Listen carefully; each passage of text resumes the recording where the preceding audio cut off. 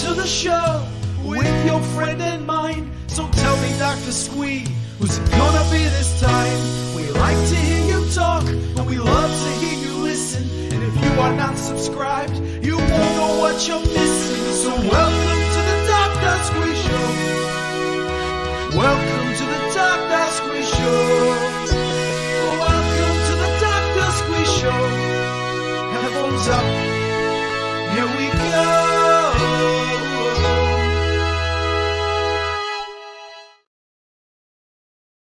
Hello and welcome to the Dr. Squee Show. I'm Dr. Squee and this is my show. Tonight, my guests behind a film like no other. Imagine meeting a space alien. Now, imagine meeting one alien every second. This is what happens in this groundbreaking animated film, 5,000 Space Aliens. Here to tell us all about us, please welcome to the Dr. Squee Show, director Scott Bateman and producer. He's literally just joined the stream as we were doing this intro. Perfect timing as always, I'm sure. Please welcome the producer, Lucas A. Ferrara. Welcome, gentlemen. How are you doing today? Doing great, Dr. Squee.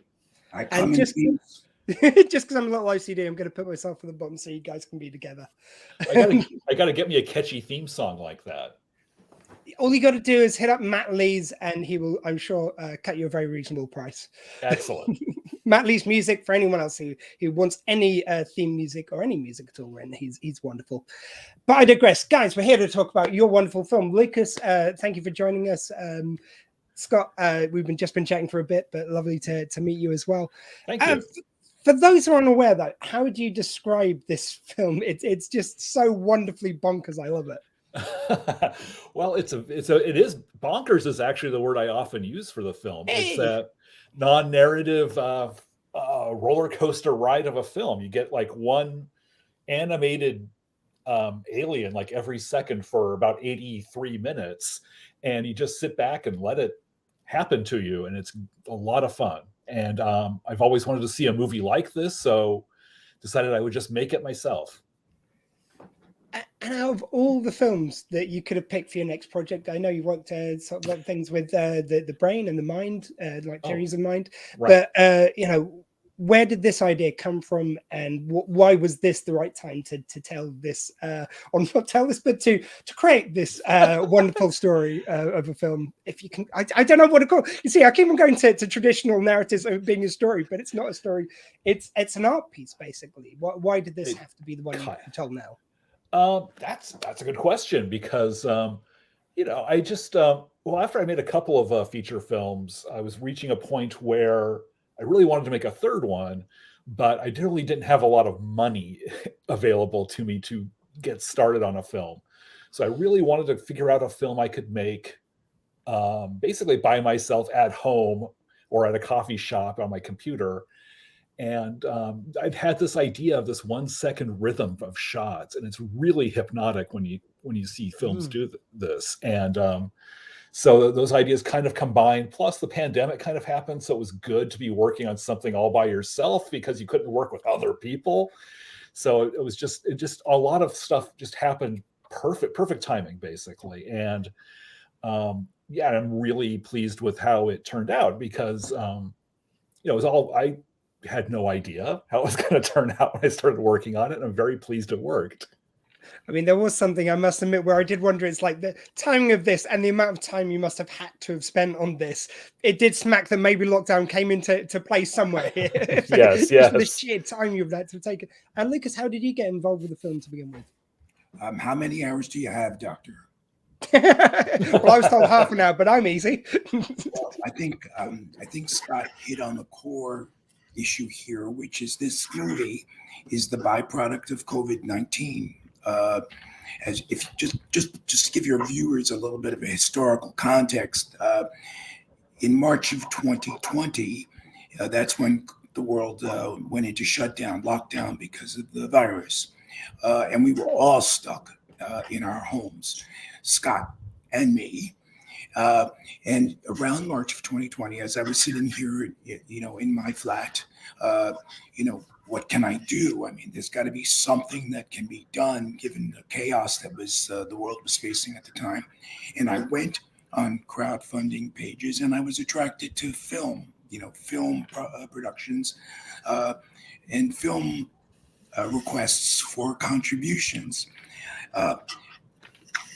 My friend Scott here started his campaign in about August of 2020. Is that right, Scott? It was around August or September of 2020. That sounds about right. Yeah. So it's within the COVID timeframe that Scott put up a page on one of the crowdfunding platforms, and I saw it, and I was compelled by it. The artistry of it, the uniqueness of it. It was different, and I liked the fact that it was entirely created by one person, him. Music, animation, you name it, he did it all by himself because he was forced to do so by COVID. So I was attracted fortuitously, all by luck. COVID-19 drew me to crowdfunding pages, and there was Scott, and there was this wonderful project which turned into a feature film that's now going to be streaming all around the world. Go figure. Yeah, and sorry, are you losing your voice a little bit at the moment, Lucas? I'm just very conscious, or have you just got a sultry voice? He does sultry. He's very sultry. It's just the sultry voice. I just want to make sure I wasn't stretching your voice, because I was going to ask you a follow-up, but if you need a second. Sultry is the word, right? Some have accused me of sounding like a mob boss or something like that. I'm thinking Vincent D'Onofrio. You've got a bit of him there. Hey, Doc, since you're a doctor, I had throat polyps, and this is the byproduct of all that surgery. But hey, it is what it is. Those shysters that did the procedures ended up damaging my vocal cords in the process. Let's not go there, okay? Because we got doctors and lawyers on this call. Then no good thing can come from that, right, Scott? Yeah. Well, it's going to be another movie, probably. Yeah. Yeah, I hope you've already got the cameras following him now for that later project. Ooh, good idea. I'll star on it. So this is as good as it's gonna get. No. Oh no, it wasn't complaining about your voice. I was going to ask you a follow-up, but if your voice was going, I was just going to give you a second and go. No. This is the way it's got to be. But I may reach for some water. Oh, please do. I just want to make sure I wasn't overtaxing your voice. That was the only reason I asked. But what I did want to ask you, because I hope I'm not getting your CVs mixed up here, or resumes, I believe you call them. But I believe your kind of path into this was kind of interesting as well, because you were a lawyer previously and then went on game shows to kind of gain money to put towards, or have I mixed up the stories there? You're combining us, Lucas. Yeah, you see what I've done is the attorney, and then Scott, how frightening is that?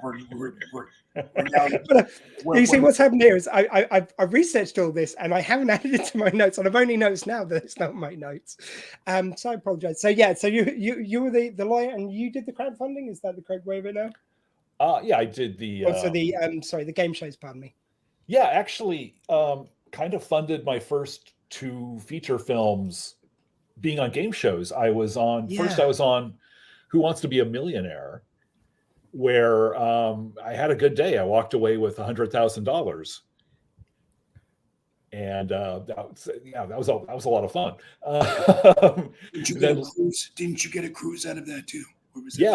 Yes, we won a Disney cruise also, which was quite an experience for a non-cruise person like me. But my wife and I had a great time. And then also about 18 months later, fulfilled kind of a lifelong dream and got to appear on Jeopardy, where I won 1 game and then lost the second game. And those kind of, between those two, I funded a few film projects. So just 2 fascinating routes to come into this, as I say, like wonderfully wild project. It's just it just kind of tickled my fancy when I read that. I want to talk a bit about the clips that you've used, because I made a few notes here. You see, I made notes on this at least. So you had some images from Venezuela and Romania and scraps from a 100-year-old textbook. So some interesting kind of like places you got your kind of imagery from. Where did that come from? And what was the kind of like theory? Was it just trying to get as many kind of pictures and images? I'm guessing a little close to hand if it was due to lockdown. Yeah, I mean, if you make 5,000 of these, you need a lot of source material. And I found a kind of repository of old photos from a Venezuelan photo studio, which were mostly taken in the 50s and early 60s. Just a lot of people, looking like And, and there's and with these great fashions and fat ties and stuff and hairstyles. And I used a number of those throughout the movie. That's great. And also, same thing with a Romanian photo studio, which I think was from the late 40s and early 50s. Just very depressed people standing around in clothes and for off camera, and those were great to use and to recontextualize into other uses and put them into more fun and lively situations. And yeah, there are a lot of word quotes that appear on screen during the course of this. Yes. And a lot of them came from a philosophy textbook, history of philosophy as of about 1918, 1920. So, no Nietzsche or anything like that. It just kind of stops with like, I don't know, Hegel, maybe. I don't know, but there's but it brings up a lot of great phrases about free will and philosophical topics that make the film, give it a little air of mystery, I think. Yeah, because I wasn't sure if I was kind of like projecting this onto the film, watching it or what, but it's like, it did feel almost like there were kind of sections where like the quotes and the images seem to like, I don't know, again, I might have just been seeing patterns at this stage because it is just a wild, just continuous kind of stream of images. Was there some sort of like flow you kind of put to the imagery? Yes and no. I mean, I created the imagery all very randomly, but then, when it came time to edit, I kind of assigned each 1 second of footage to a piece of the music. And then from there, with what was for each music, I just kind of decided on an order that worked. And sometimes things interact with each other. People seem to be reacting to the previous scene, or the words kind of flow that are on screen, or colors and textures echo each other. And it was a lot of fun to have so much different material, because it's a lot of different animation styles. It's not just the same style throughout, which helps to make this an interesting movie to watch. But it was just, the editing is actually a lot of fun for me, because that's where it really starts. You put a lot of random stuff together, and you can really start to make some meaning out of it. And also, I just like to let people come up with their own meaning for what they're seeing as well. I don't want to like be instructive about it, because I really like hearing what other people's theories and stuff. Yeah, because it's like the other thing which I found really interesting was having done this kind of these interviews for a long time now. I've interviewed a few producers such as yourself, Lucas, and it's like, to begin with, I feel like I, like a lot of people, didn't understand what the job of a producer was, but like talking to a few of them, I kind of got an idea. Now watching this, I think I don't know what it is anymore. What does a producer mean when it comes to a film like this, which is just, as I say, so different? Hey, Doc, a good producer lets the creatives do their thing. Okay? Okay. Yeah. That's the sign of a good producer. And a good producer finds the funds to make the project a reality. And that's what I did here. I let Scott do his thing. I did not meddle or get involved. It was such a unique work. I call it Warholian, but it's pop art that comes to life. That is not for me to meddle, but it is for the producer to enable the artist. And that's, I think, what I did here. And I think the end result is an incredibly successful one. It's different. It's not something, if you're expecting to see singing pigs and dancing dogs and fish that have conversations, this is not the film for you.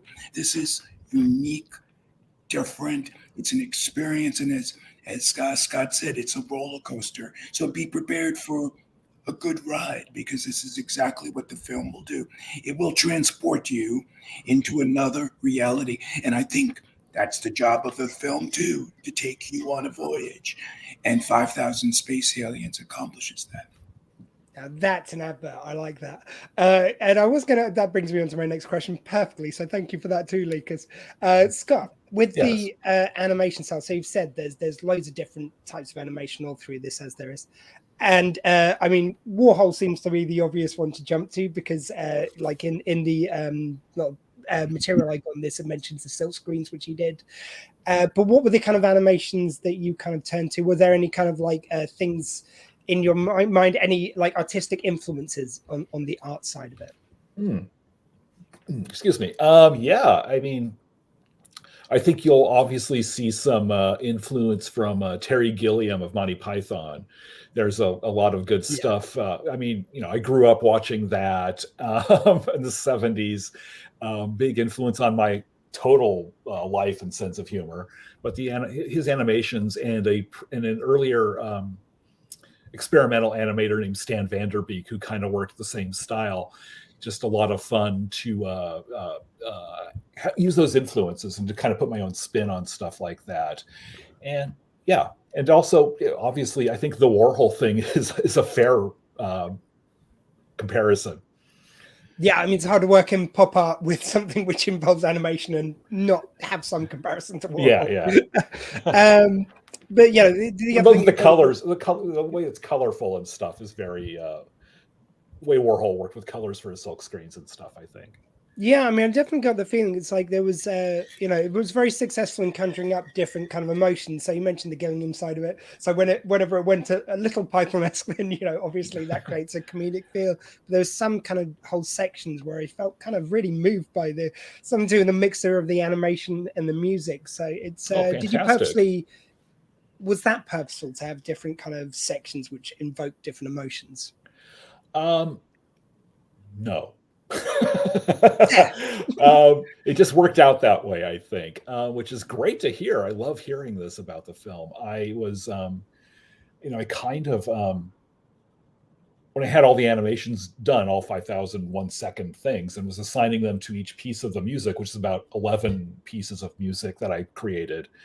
And the pieces of music have different feels to them. So that helps with the mood a lot, actually. But really, I was just that was kind of a random assignment of things to each piece of music, and I'm glad that people are finding that they work. Yeah. And speaking of the music, so you said you came with the music first, and then you fitted sections to the music. So what did you start as your kind of launch pad to start the music and kind of create the feel of that? Well, one of the reasons that I did the music was I think I'm probably the best composer I can afford. So I had some idea. Well, this is before Lucas got involved. But I had some ideas about how I wanted certain influences I wanted in the music, and it just seemed like it was easier for me to make it rather than to explain what I wanted to a composer. And there's, just bits of like, Krautrock and Philip Glass and Steve Reich and Stereolab and just a lot of things that I like in terms of instrumental music and things that also, are driving and will keep a person interested in the movie, because I think the music really helps. It acts as kind of a thing that pulls you through the movie, basically. And there was just those wonderful synth feelings throughout the music. Took me back to my kind of childhood because I grew up during the 80s. Nice. The 80s, and kind of a lot of those kind of synth bands, big influence on this. Yes, there's a couple of pieces that are very 80s synth rock, basically, and I love those. Do you have some favorites in the genre? Synth rock? Flock of Seagulls. Nice, good choice. And just all of the new wave stuff from the early 80s was just the right music at the right time for me. So brilliant. And you mentioned about the kind of like having to be really, obviously having to just do it as a one-man band to begin with, and then when you got involved, Lucas, to market something like this, because when you get a big Hollywood movie, it's not much kind of like, oh, what did you do to marketing? We just chuck money at it. Whereas obviously you have to be careful with every penny. You have to look at what the most kind of sensible way of kind of like advertising something like this is. How do you go through that? How do you decide how you spend what money? On what in particular advertising, or I'm not quite sure what you were asking. I mean, when you're kind of like advertising film, when you're kind of like trying to get eyeballs on the film. Well, I thank Doc the movie sells itself. Actually, it was really challenging because I thought, since it didn't follow a traditional format, no human beings interacting, no talking, no dialogue, it's just music and pictures, that this was going to be a hard sell, that this was going to be a difficult sell. That hasn't been the case. The movie has been selling itself, Doc. So I've been very, very fortunate to ride the wave. I think people are appreciating the artistry and are talking about it. I mean, if you take a look at some of the online comments and reviews, they've characterized the movie as one of a kind, animated oddity, otherworldly, mesmerizing, cutting edge, artistically daring. I didn't have to do anything. Movies. Oh yeah, I mean, I don't question how kind of like easily such a unique film would sell itself. I guess it's getting the initial kind of people just to even see the trailer. Like in such a crowded world, that is so difficult to do. Well, and this seems to rise above. And it doesn't hurt that aliens have been in the news lately. So Scott's timing is also fortuitous. I mean, who could have foreseen that, right? Scott, what did you know? Come on, tell us. How have you got the inside scoop from the aliens? The fact that there are aliens now on the planet somewhere in Mexico, I think they found those corpses or bodies or whatever they are. Yeah. That hasn't hurt. That hasn't hurt the interest in the film. Yeah, I get the occasional facts from aliens these days, not as much as I used to. I'm just saying that looks like a blueprint for the from a spacecraft from Malmac. I think that is behind you. Anyway, like that's an Alf reference for anyone who's really paying attention there. Malmac, I think it was from. Very close anyway. And just to create a project like this must have demanded so much faith in the audience. Were you nervous about the reception? Like, as I say, you know, as we've just been talking about, it's gone down really well. People have kind of really got it. But I would imagine just doing anything which is this innovative would make me nervous, certainly, kind of putting it out there in the world and how people would receive it. I don't know how this happened exactly, but I just always, when I was making the film, I just always felt really confident that it would find an audience somewhere. I didn't know how big that audience would be, if it would, you know, but I knew there are people, I know from a lifetime of just making things, you know, whether it's cartoons or, you know, animation or films, that there are people who like what I like. So I knew if I could find them, there would be an audience for a film as just bonkers as this, a film you just sit on the couch with your friends and watch and go, whoa. And it's, I think it'll be good. Hey, Doc, I think what was a great sign, to answer your question in a roundabout way, what was a great sign to me was after the film was completed. When did you complete the film, Scott, in what year? Oh, I think it was at the end of 2020, and Okay. right into the beginning of 2021, right there, right there. Beginning of 21, and then it went into the festival circuit. And which, by the way, was a smart move, but it delays the release of the film because you can't publicly release a film while it's competing in the festival arena. Scott's film was getting selected left and right, and won Best Film at one of the festivals, Medusa Film Festival. It was being picked up left and right, Doc. So that was also another sign that Scott was on to something, because all these film festivals were picking up the piece and giving glowing reviews. It was like, whew, they get it. They get it. Yes, they get it. I can see why this would be a great festival film as well. You know, that the festivals thrive on something which can. And Doc, it was the festival awards and the accolades that opened the doors for distributors to give this piece a look, because that gave the piece cred, so to speak. So when we presented the film to our friends at Freestyle Digital Media, who is the distributor, it's a Byron Allen company, which Byron Allen's a great guy here in the States. If you're not familiar with him, he's a very famous comedian, has a media empire here in the States. When they took a look at the film, the representative called me up and he described it in one word. He said, delicious. He thought, He thought the film was delicious, which I've never heard a film described that way. So, Doc, things have been falling into place, and I'm really happy for Scott. I'm really happy that his artistry is being recognized and getting the views. Because what good is the art if no one's there to look at it or see it? Many thousands are going to be on this journey with us, and we welcome them.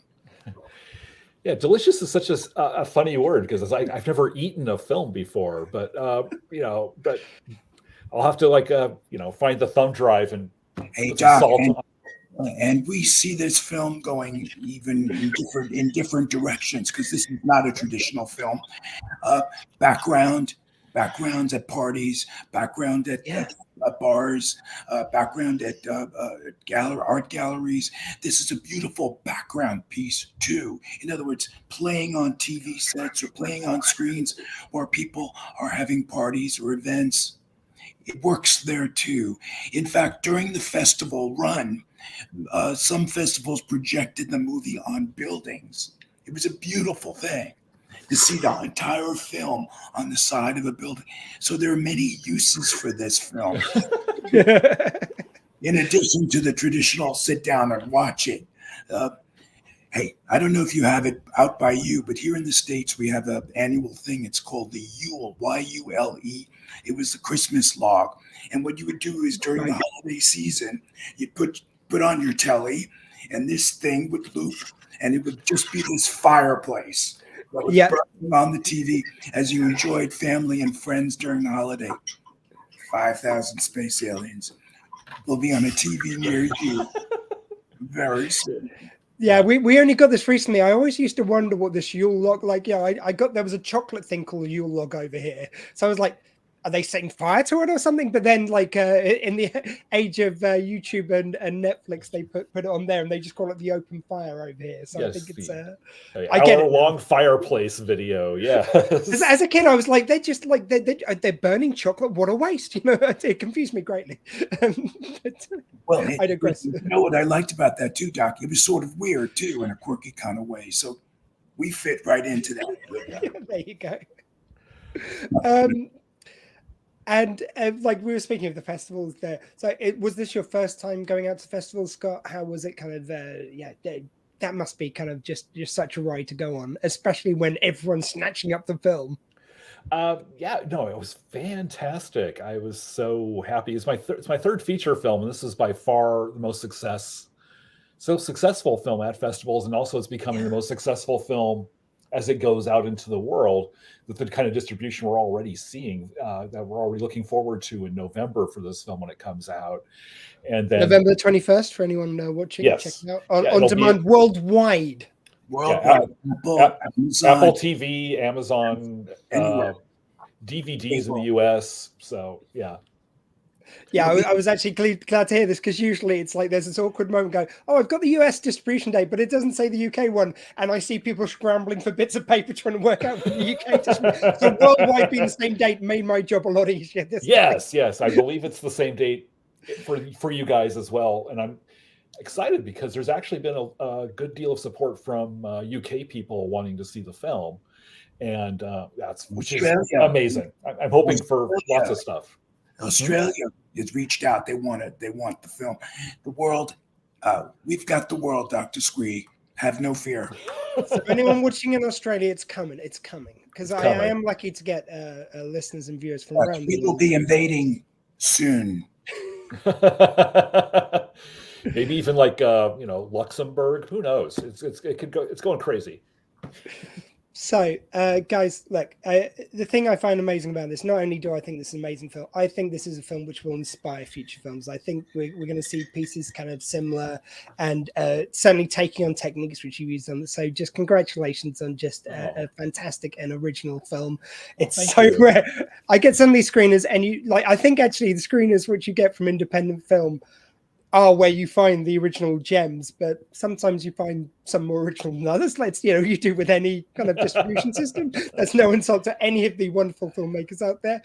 But this one really, I think, does just wonderfully break the mold. So thank you very much for sharing this with us and your time today.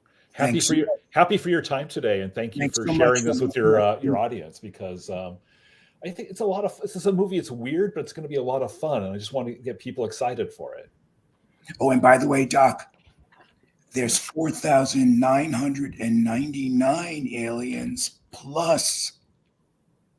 So see if you could find me in there. Yeah, I had a feeling you were snuck in there. There was like I didn't know what you looked like. I actually researched that. I wanted to watch the film first, then I researched and saw your pictures. And I go, oh, I bet it was in there somewhere. Or like Scott said he had to expose me, so I'm one of the 5,000. Yeah. Check it out. Lucas is the Easter egg. Well, now when I'm watching it back, I can look out for you, Lucas. And if you want to find out more, please go to 5,000. I'll just downgrade it by a magnitude of anyway. 5,000spacealiens.com. Don't go to 500spacealiens.com. You don't want to know what that site is. No. It's out on digital download from the 21st of November worldwide, wherever you get your downloads. Thank you again for joining us tonight or today, Scott and Lucas, as the case may be, wherever you're watching. Thank you so much, Doc. It was an absolute pleasure. Hey, by the way, Doc, my schvilkus hurts when I do like this. Your schvilkus? Mitch Bilkus, you have any diagnosis? Don't do that anymore. Yeah, it's a classic. It's a classic. He's a true doctor. Do you know the funny thing is? I broke my arm. Don't send me the bill. No, the funny thing is, I'm a podcasting doctor. Our fees are much better. But yeah, the funny thing was, just sorry, because you did the arm motion. I broke my arm a little while ago, and I had to put my arms out to be pat down. And I sort of put them out kind of like that. And he goes like, no, straighten them out. Then I go, this is as high as it'll go. I was like, I'm sorry. That's okay. Just, yeah. Anyway, sorry. That has happened to me as well. Yes. I've been Dr. Squee. That was my show. And in a world where you can be truly anything, please be kind, all you aliens out there.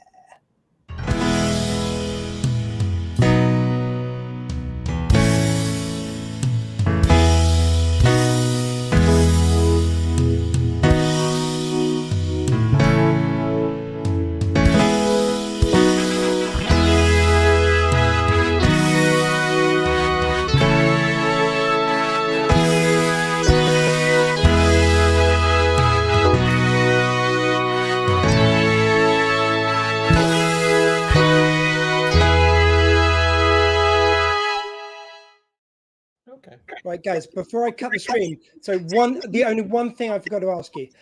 This does go out on the radio. It'll be going out on the radio on Tuesday, tomorrow, in fact. What can I play for you two gents? You can have a track each, and I'll play it on the radio version. Oh, Scott, you pick. You're more of the musician than I am. Give me a second here. And I'll give you Flock of Seagulls for free because we already talked about it. So just pick whatever you want. Oh, just play me some Stereolab. I love Stereolab. Any particular track? No. Love it all. Stereolabs, we'll be hearing something from them. And for you, Lucas? Scott, you have my vote. Flock of Seagulls for Lucas. Right. So Stereolabs and Flock of Seagulls. If you're listening on the radio, enjoy that now. If you're watching on the video, bye.